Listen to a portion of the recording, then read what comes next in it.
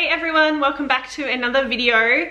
In today's video, it's a bit of a different one. It's a bit of a story time video, so grab yourself a coffee, grab yourself some snacks, because I feel like this is going to be a long video. I've got a lot to get into today, but I've really wanted to do this video for a long time and share my experience and my story. For those who maybe are new to my channel or don't know me personally, before I got pregnant, I was seeing a gynecologist, and basically I'm not going to say diagnosed because I haven't officially been diagnosed, but I was pretty much in the process of being diagnosed with a condition called Premature Ovarian Insufficiency, abbreviated to POI.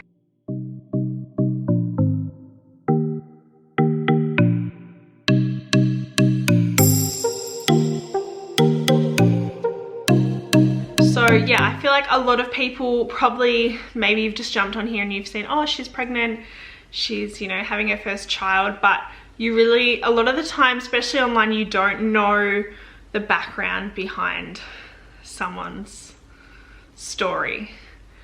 So yeah, that's the reason why I wanted to make this video.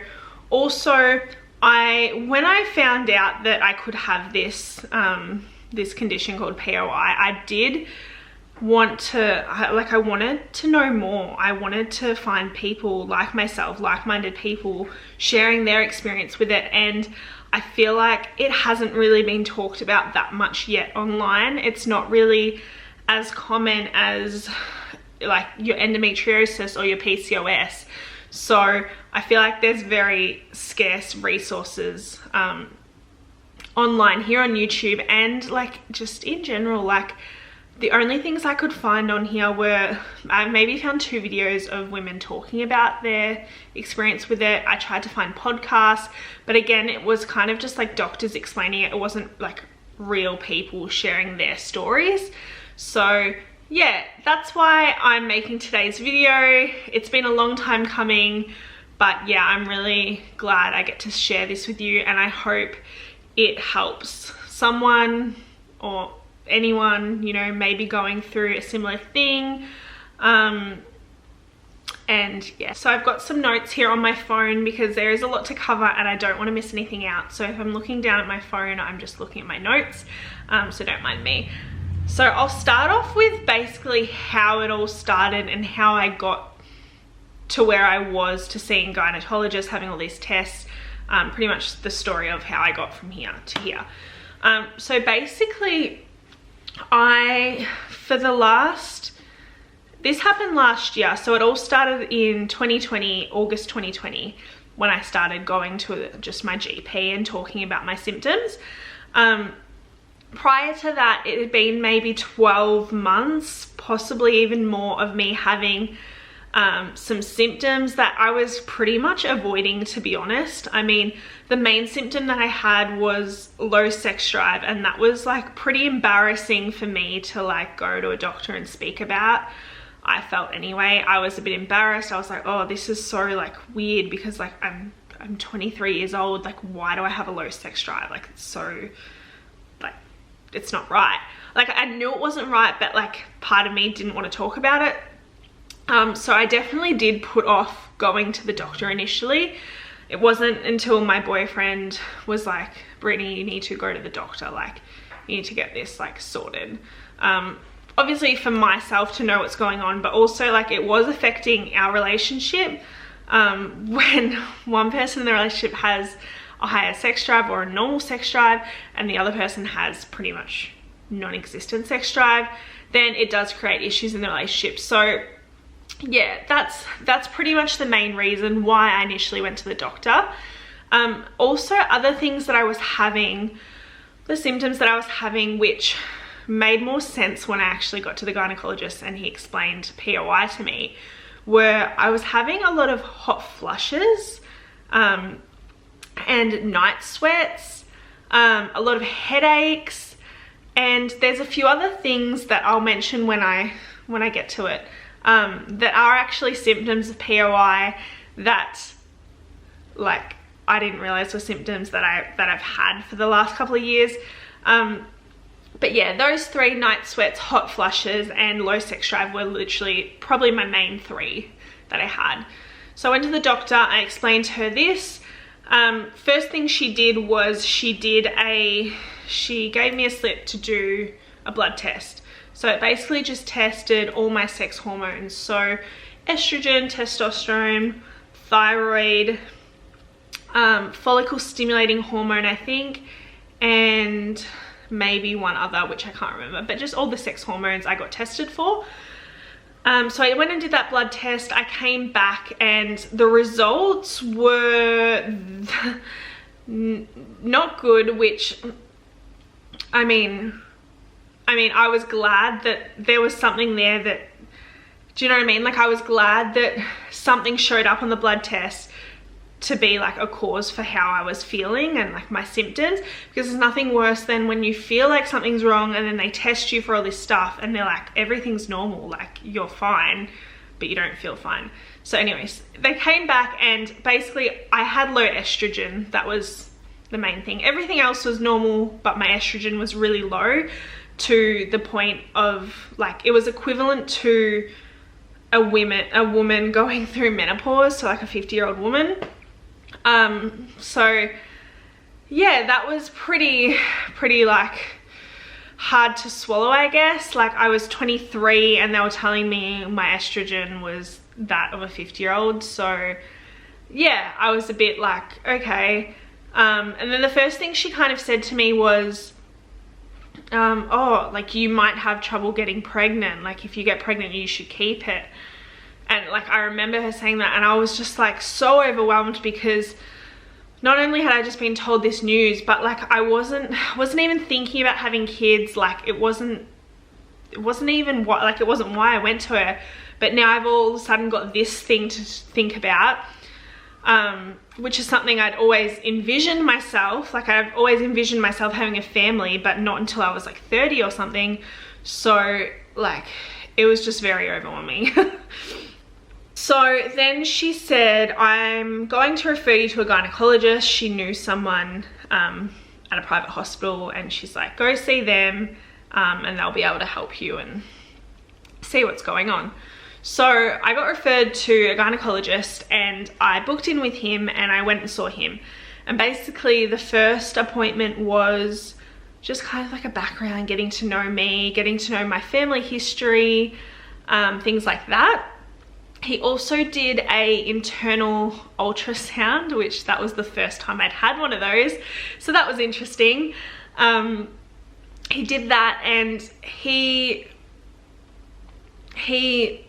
did it and he was kind of like, oh, you know, one of the ovaries is a bit smaller than the other.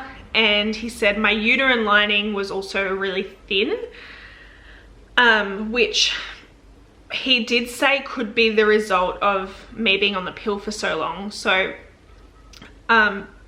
obviously up until this doctor's visit, this initial GP visit, I'd been on the birth control pill for probably 6 years or 7 years, like non-stop, consistently. And as soon as my GP found out I had low estrogen, she was like, you should get off it. Like, I think like you need to get off it and just use other forms of contraception.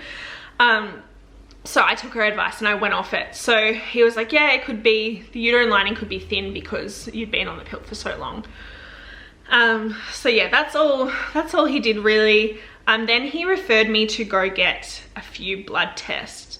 So he did one, which is a common one that they do to look at POI, which is the AMH blood test. And it basically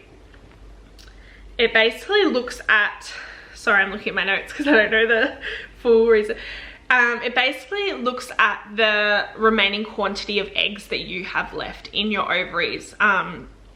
It can't tell you the quality of the eggs or exactly how much.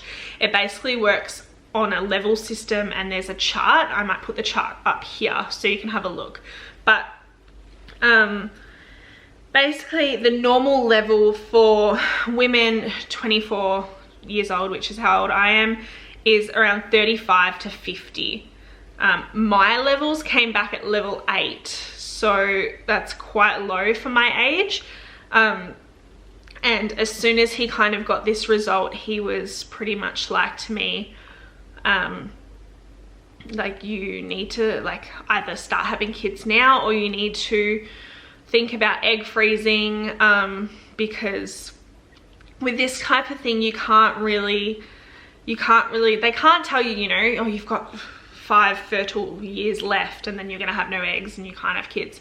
So it's really like they want to get in while they can and tell you this information, so you don't like leave it too late and then you miss that opportunity, I guess, which is fair enough.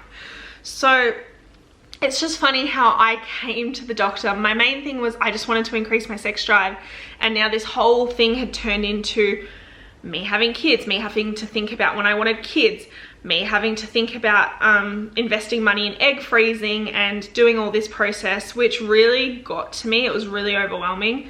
He then emailed me pretty much a bunch of information about POI. He was like, this is what I think you have. It's called Premature Ovarian Insufficiency or Premature Ovarian Failure. And it's basically when the ovaries stop functioning normally before the age of 40. It's basically early menopause. And so he sent me that, and of course, as you do, I was just Googling everything I could about this thing. I wanted to know every little detail, how common it was, what were the chances of getting pregnant naturally, because like I feel like every woman wants to try and get pregnant naturally. I mean, it's hard, but yeah, I did a lot of Googling. Basically, it was like, oh, only 4% of women under the age of 40 get diagnosed with POI. Like, the results were really, really crazy. It was like 1 in 1,000 women under the age of 40 get diagnosed. And it's like, cool, so I have this thing, and what are you telling me? I can't get pregnant? Like, that was my initial thought. My initial thought was just like, I'm never gonna be able to get pregnant naturally. I'm gonna have to do IVF, blah, blah, blah. And it really consumed me at that time. We were in COVID as well, and we were in like a form of lockdown because I'm from Melbourne. So I was really like, I don't know if it was depressed, but like I think it was like a form of like depression, because I was so just didn't want to talk to anyone, didn't want to see anyone, just wanted to lie in bed all day, didn't want to do anything. I was just so overwhelmed by all this information. And yeah, so he did that. Basically, he also did another bunch of blood tests. So there's no real cause for POI. This is the thing that is frustrating. 90% of women that get diagnosed with it, the cause is unknown. So they say that things like autoimmune diseases, genetic factors can be a cause, or radiation, or like if you've had chemotherapy, that can cause it. Or there's a few things that say, you know, lifestyle factors like stress can bring it on. So there's really not much research to back it up at the moment, which is hard, you know. You're like, why have I got this?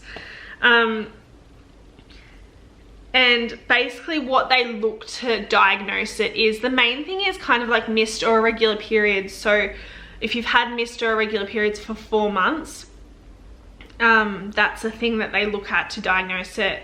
Your high levels of FSH, so follicle stimulating hormone, and low estrogen, and also they will look at like your ovaries and do like an examination on that. So yeah, that's basically what I got told. So I was dealing with all of this. I actually was lucky enough to get referred to the Royal Women's Hospital to do an egg retrieval, and I booked in for that in February. So I was like, yep, we'll do this, like it has to be done. Ryan and I didn't really, I know we hadn't really thought about starting a family earlier. We kind of wanted to get things set up before, and then try to have kids, you know, in our late 20s, early 30s. But funnily enough, I got pregnant a few months after all this stuff started happening, which was literally just like a miracle, what felt like a miracle to me, because in my head I had told myself I couldn't get pregnant, and then a few months later we got pregnant, and like we weren't really trying. So yeah, I am super grateful for that. I know a lot of people, you know, even if you don't have fertility issues, it can take people 6 to 12 months or more to get pregnant. And for me to just have that and see that, like, it was honestly one of the best feelings for me. So I am super grateful for that. And who knows, like, it's not to say that, like, I don't know, my next pregnancy, if we have another child, maybe I'm gonna have issues. Maybe if I'm trying, maybe it will take me longer. Maybe I will need to look at freezing my eggs in the future. But yeah, I just want to say I am super grateful for the current situation that I'm in right now. I'm currently 30 weeks pregnant with my first child, and it's just amazing. So yeah, back to the testing. So yeah, he gave me a blood test after that initial AMH test. I felt like I did about 100 blood tests with this OBGYN, because they're just looking for anything and everything to kind of help give a reason or a cause to why I have low estrogen, why I might have POI. So they just test for everything. So I got tested for a bunch of autoimmune diseases. Some of them were like Fragile X syndrome, Turner syndrome, Hashimoto's, celiac, and there was probably a couple of others. But all of those came back negative. So again, the cause is really unknown. My mum did go into menopause at 40, which is quite early for a woman to go through menopause. I think most women go through menopause at the age of like 50 or plus. And I'm pretty sure her mum, my Uma, did go through menopause a bit earlier as well. So maybe it's just in my genetics. I'm not entirely sure, but I just didn't want to take those chances. Like, if I'm seeing a level 8 when I should be at a level 50, if I wait until I'm 30 to have kids, like, I could be at a level 4. Like, you don't know what's gonna happen. Like, there's no way of predicting what's gonna happen. So I think, yeah, I'm just so grateful that I went to the doctor when I did, and I found this information out. As much as it sucked going through this and like processing this, and like I said, I had a few months where I was really, really down and really quite depressed about it.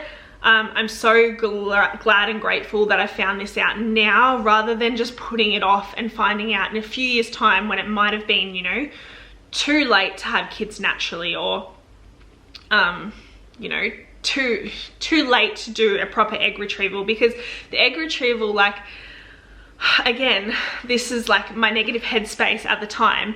When they do an egg retrieval, they want you to get 8 eggs, and 8 is like the optimum retrieval, and like, maybe I don't have 8 eggs. Like, you don't know. So I think the more you know, the better. I'm glad I got this information and I know what I know now. Definitely after this pregnancy and after having this baby, I am going to look at freezing my eggs pretty much straight away, because I don't want to put this pressure on myself to, you know, have kids like quickly, and like, it's pressure on Ryan as well. It's financial pressure, it's just stress. So I think the best thing for us to do is for me to freeze my eggs after this.